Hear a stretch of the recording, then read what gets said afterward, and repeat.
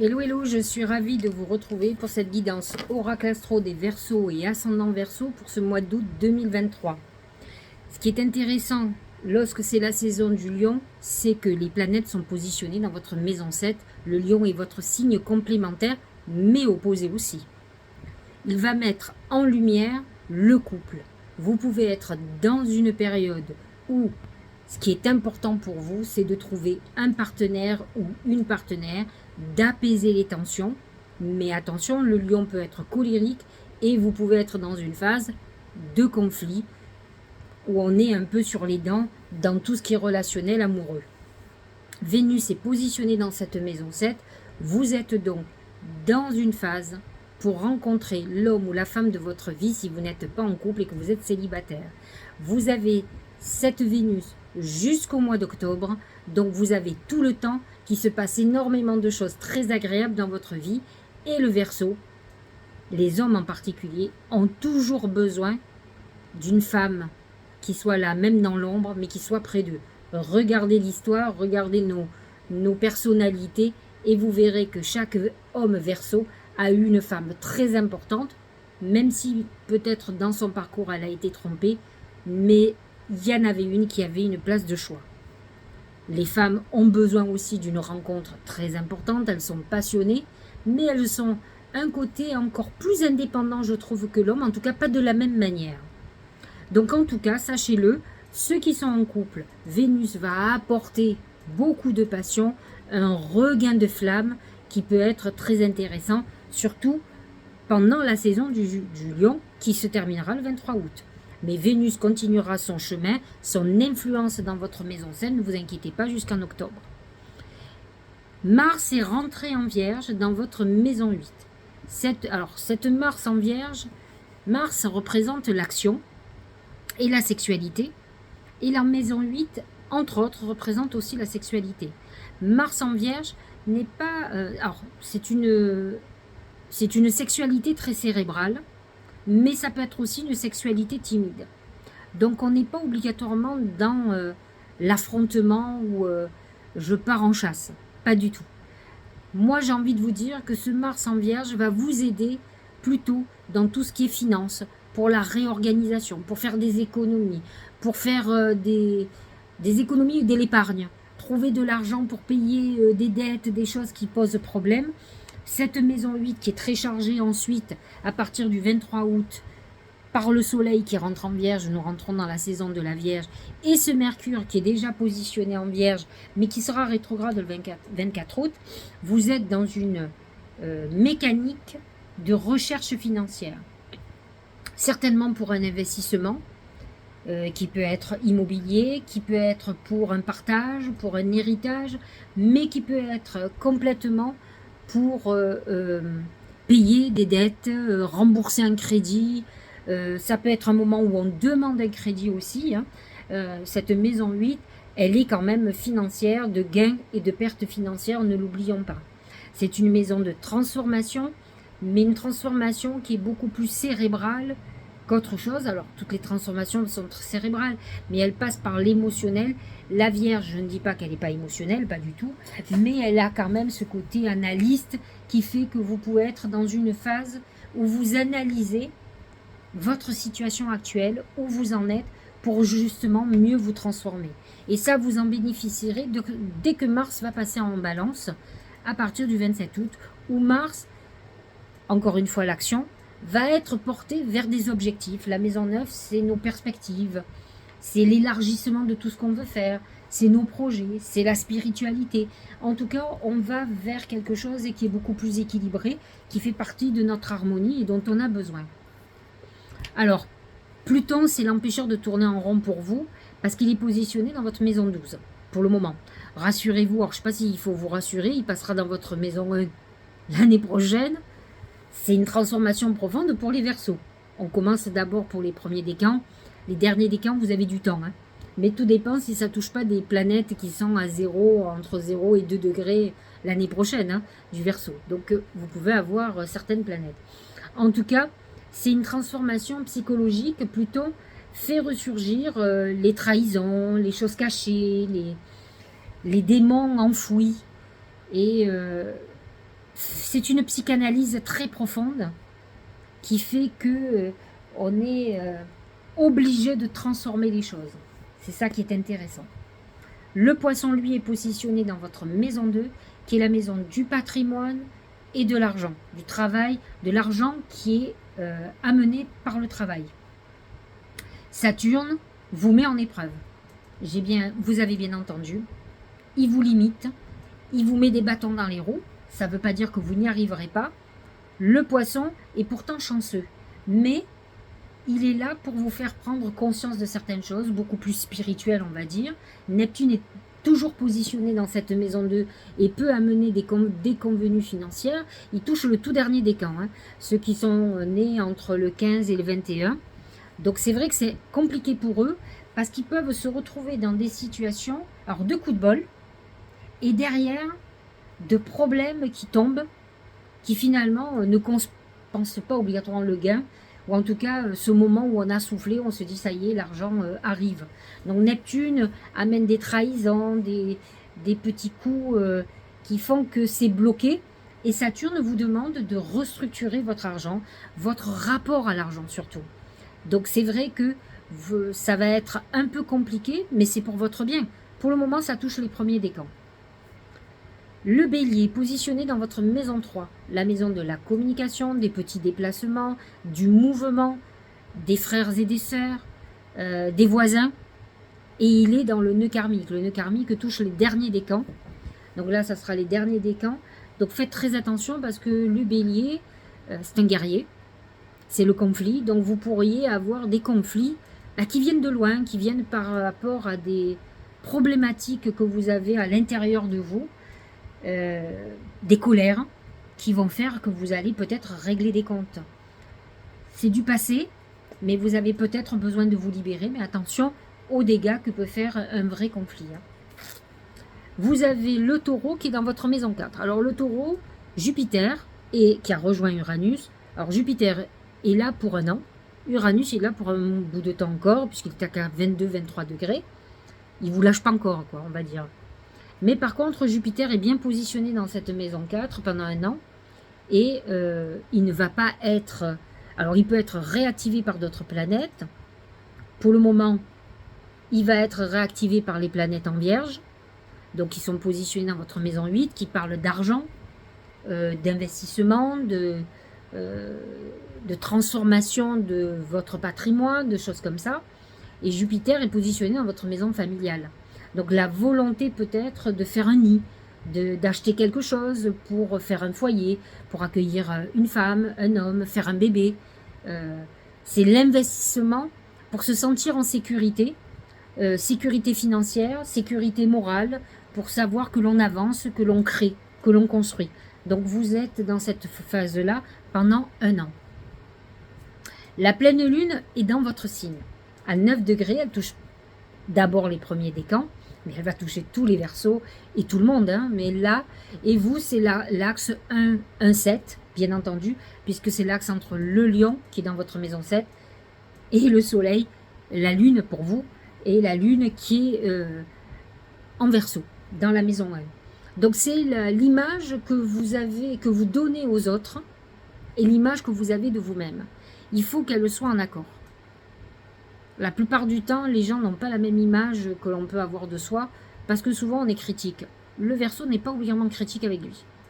Il a un côté un peu orgueilleux, fier, pensant qu'il est un peu au-dessus des autres, et qui a tendance à penser, comme le lion d'ailleurs, que tout lui est dû, tout est acquis. Donc c'est vrai que cette lune va mettre en exergue l'image que vous avez de vous-même.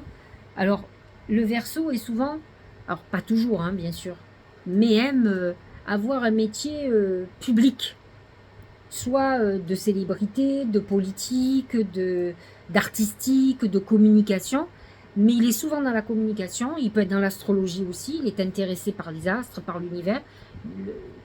Uranus qui le dirige le ciel, et effectivement, il a l'impression d'être le soleil au milieu de l'univers, comme le lion, à ce niveau-là. Tous ne sont pas comme ça, mais il a toujours une petite part de lui qui est comme ça. Homme ou femme d'ailleurs, pour en connaître beaucoup, je m'en suis déjà, je m'en suis déjà rendu compte. Ça fait partie de leur travers. Maintenant, ce sont des gens charmants, mais qui ont aussi des travers, comme nous tous. Hein. Donc, la nouvelle lune, elle va être en Lion. Et elle, par contre, va mettre en lumière la relation qu'on a avec les autres, le couple, les associés, les partenaires et le public, si vous êtes une personne publique. Donc, vous allez avoir quand même la lune et le soleil réunis dans cette maison 7 qui peut illuminer votre personnalité, vous faire connaître, vous mettre à un poste clé, vous amener, comment dirais-je, les honneurs. Vous allez être mise en lumière, il ne faut pas l'oublier, et vous adorez ça. Donc c'est une bonne phase pour vous. C'est le moment de faire des vœux dans ce sens, d'être valorisé, d'être mise en lumière. Si vous n'en avez pas fait, c'est le 16 août. La pleine lune en vierge, elle, par contre, touche l'axe financier, 8-2, lune en poisson en maison 2 et soleil en maison 8. Donc là, le soleil met en lumière les gains et les pertes financières, les crédits, les héritages, mais aussi les coups de bol financiers hein, qui arrivent partout sauf le travail. Et vous avez de l'autre côté le patrimoine qui est quand même aspecté avec Saturne, qui sera 7 degrés, donc Saturne sera entre 3 et 5 degrés. Donc Saturne va être conjoint à la Lune et va mettre quand même en difficulté tout ce qui concerne les investissements et le patrimoine et l'argent en général. Donc en limitation. À vous de voir pourquoi et ce que vous n'avez pas modifié dans votre vie. Ça ne veut pas dire que vous ne rentrez pas d'argent. D'ailleurs, regardez ce que dit notre oracle magique du mar de café. C'est le fer à cheval. Le fer à cheval, c'est le coup de chance financier. Ça, c'est ce qu'on sait.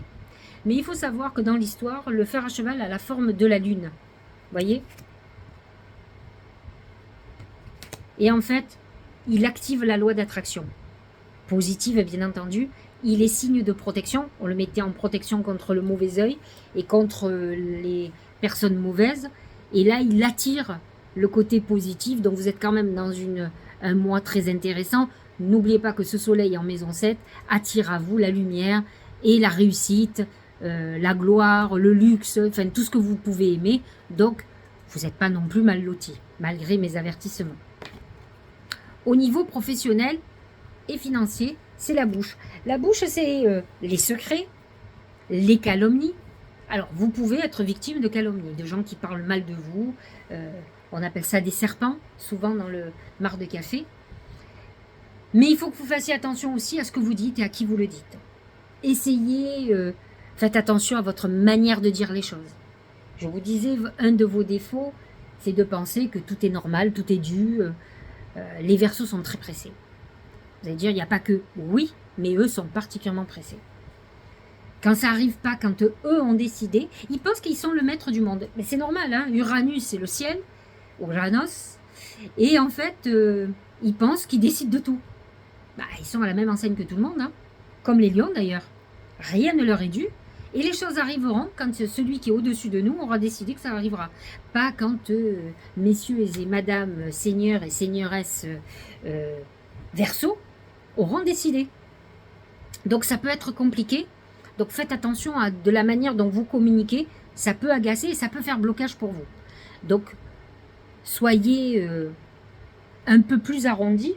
Alors que vous êtes un signe humaniste qui a besoin de rendre service à l'humanité, vous avez des côtés, j'allais dire, condescendants, un peu snob, un peu prétentieux, qui peuvent tout casser. Donc, attention, attention à la bouche, à ce que vous allez dire et comment vous allez le dire. Au niveau de l'amour, c'est l'écureuil. Alors, on ne peut pas dire que quand on sort l'écureuil, ça soit l'amour fou. Hein. L'écureuil, c'est le radin. C'est un amour...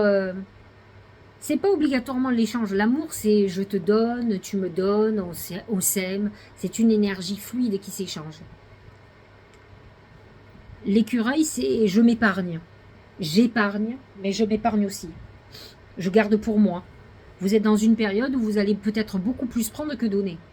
Vous serez peut-être très demandeur ou demandeuse. Mais en tout cas, vous pouvez aussi être frustré parce qu'on ne vous donne pas assez. C'est ça aussi. Vous pouvez tomber sur une personne très égoïste et qui ne vous donne pas. Il y a une frustration amoureuse qui est claire et nette. Attention avec une Vénus en Lion, ça peut amener une rencontre parce qu'on est dans une grande frustration. Mais ça va amener, c'est le radin, l'écureuil. Donc ça veut dire que vous manquez d'amour ou que vous n'en donnez pas assez non plus. À vous de voir. La santé, c'est la bougie. La bougie représente les défunts, mais elle représente aussi tout ce qui est fragile. Donc attention à une santé fragile. À force de vous malmener psychologiquement, de vous torturer la tête, d'être pressé, de vous agacer, de ne pas croire que les choses arrivent à point nommé et non pas quand nous on a décidé, vous faites du mal. Donc attention, ça fait fragilité. Ça veut dire que vous avez par exemple votre immunité qui est un peu basse. Donc vous pouvez tomber malade, alors peut-être avec des broutilles, mais tomber malade quand même. Donc à vous de faire très attention. Regardez, c'est l'opposition. C'est pas le top, hein. Vénus en Lion, Soleil en Lion, point de vue opposé, différences personnelles, rupture de communication, disharmonie, malentendu, désunion. C'est les ruptures, ça. Hein, si on ne se comprend plus, soit c'est sur des vieux couples, soit sur des gens qui ont essayé de faire quelque chose, il y a une opposition, on ne comprend pas ce que l'on veut, on ne veut pas la même chose. On n'est pas sur la même longueur d'onde, donc automatiquement, on a des discussions stériles, on ne se comprend pas. Ce que vous voulez, l'autre ne le veut pas, il faut accepter. C'est pas peine de tourner en rond. Donc vous êtes dans un mois où vous allez être encore dans des divergences amoureuses. C'est je t'attire et je me libère. Peut-être que ce qui vous rejoint, c'est l'attirance. Pas vraiment les sentiments, mais ça peut être aussi l'amour. Mais vous avez du mal à vous entendre parce que vous ne voulez pas la même chose. Vous n'avez pas la même vision de l'amour que la personne que vous avez en face. Soit vous l'acceptez et vous passez à autre chose, vous vivez des histoires légères et on n'en parle plus. Mais n'essayez pas de contraindre l'autre et d'avoir ce que vous voulez, vous n'y arriverez pas. Voilà, c'est clair, c'est net. La place. Quel bel arbre. Dès que vous êtes à votre juste place, vous éprouverez un sentiment de paix intérieure. Vous pouvez, alors, cette juste place, c'est ce Jupiter en taureau, parce que l'arbre représente le taureau, la terre, et Jupiter en taureau vous amène à aller vers une place d'équilibre. Je pense que vous avez besoin de ce côté familial, de ce cadre familial pour pouvoir vous épanouir. Il y a parfois des prix à payer. Hein. Donc à vous de savoir ce qui est primordial pour vous, quel est votre vrai équilibre et qu'est-ce qui ne l'est pas. Faites attention à ce que vous pourriez faire qui pourrait mettre en déséquilibre ce fameux équilibre dont vous avez besoin. À vous de réfléchir ce que vous avez à faire ou pas. Mais par contre, ceux qui vont arriver à trouver leur juste place vont pouvoir faire des miracles dans leur vie.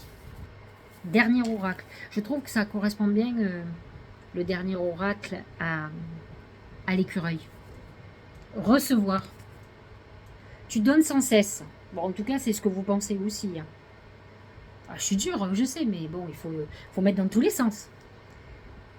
Tout ce que tu as, le peu qu'il te reste, tu l'offres. Accepte de recevoir, prends la main qui t'est tendue, car tu ne peux vraiment donner sans savoir recevoir. C'est le propre du problème. C'est que je pense que vous êtes dans une relation où il y en a un qui ne donne pas. Donc vous ne recevez pas, ou l'autre ne reçoit pas.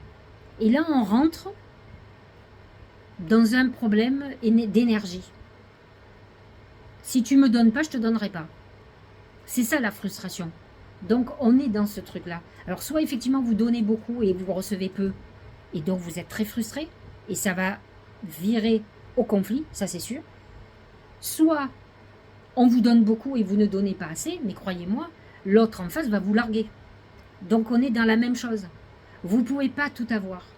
C'est le problème des gens qui pensent que tout est acquis, tout est dû, et qui pensent qu'ils peuvent tout avoir. À un moment donné, on leur enlève tout, et là, ils sont obligés de prendre conscience, ils ne comprennent pas. La plupart du temps, ils sont victimes. Ils ne comprennent pas pourquoi on leur a tout enlevé. Et en fait, au bout d'un moment, ils comprennent qu'en fait, ils voulaient trop, ou que c'était pas mérité, ou que il fallait déjà être heureux de ce que l'on avait pour pouvoir passer à l'étape supérieure. On appelle ça de la boulimie, hein, où on veut toujours trop, très vite. Beaucoup de Verseaux sont boulimiques. Boulimiques énergétiquement, hein, je parle pas vraiment de bouffe. Mais ils pensent vouloir toujours trop. Mais il faut savoir, à un moment donné, lâcher prise. Donc si vous recevez peu, lâchez prise aussi. Hein. Et prenez où vous pouvez recevoir. Recentrez-vous sur vous. C'est une bonne idée. Bon, je ne vous ai pas épargné aujourd'hui, hein, mais bon, il faut aussi entendre tous les côtés. J'ai pas dit que j'étais merveilleuse, hein, c'est pas ce que j'ai dit. Là, on parle de vous, hein, donc. Mais réfléchissez. C'est très important. Regardez les gens qui vous entourent, les partenaires, la frustration, donner, recevoir. On n'est pas dans du business, mais quelqu'un qui donne et qui ne reçoit pas s'épuise en énergie, il faut le savoir. Il faut qu'il y ait un circuit qui se mette en place. C'est obligatoire. Voilà, bon, j'espère que cette guidance vous aura éclairé. Je vous dis de passer des bonnes vacances. Prenez du temps pour vous, pour le coup. Avec votre famille, si vous en avez besoin. Si votre famille est très importante, voyez l'essentiel, ce qui est le plus important. C'est ça, c'est votre équilibre. Et après, une fois qu'on a cet équilibre, on peut soulever des montagnes, ne l'oubliez pas. On peut aussi, dans la vie, tout peut être pire. Croyez-moi. Et rien n'est acquis. Je vous embrasse.